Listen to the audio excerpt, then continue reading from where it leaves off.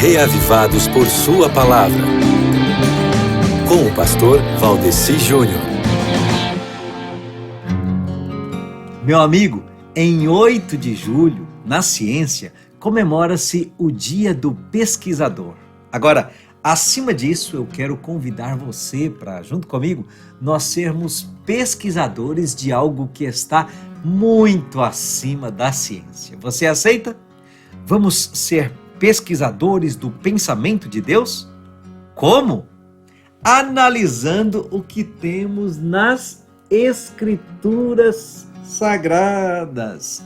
Em Deuteronômio capítulo 23, os versos 1 a 14 tratam das pessoas excluídas da Assembleia do Senhor. De acordo com os versos 1 e 2, somente aqueles que não tivessem certas deformidades poderiam comparecer e entrar na Assembleia do Senhor.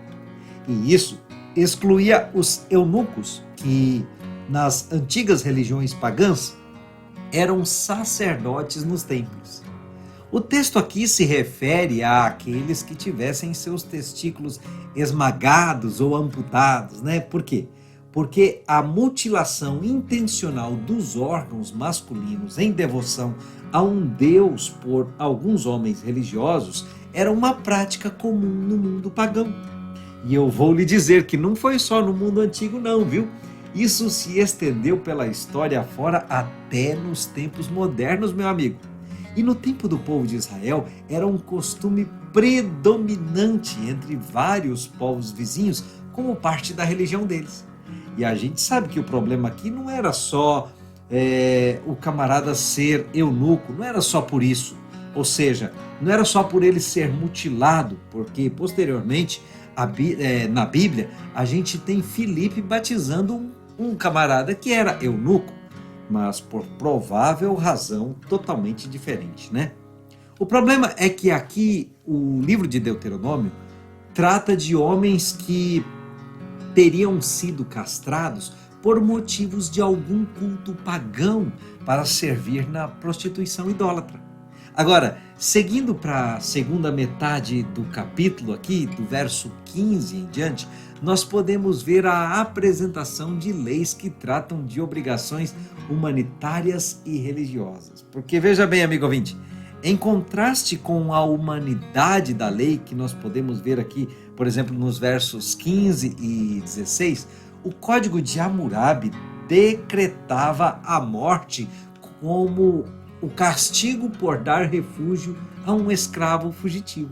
Entendeu?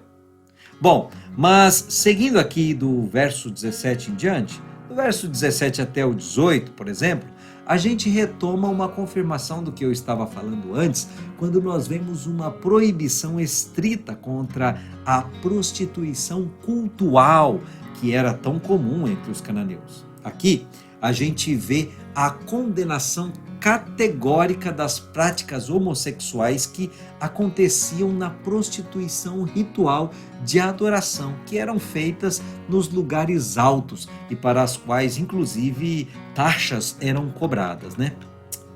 Mais adiante aqui, o capítulo fala dos empréstimos dentro de Israel, como algo distinto dos empréstimos a estrangeiros, que geralmente se deviam ao desespero financeiro daquele que os solicitava e, portanto, facilmente poderiam se transformar em meios de opressão e abuso de colegas israelitas, tendo na sequência aqui a advertência, né, sobre o assunto da boa vontade ao próximo, porque uma coisa é fazer bom proveito da generosidade do outro, e algo muito diferente é roubar, ou seria roubar, o que pertenceria a esse outro. Concorda?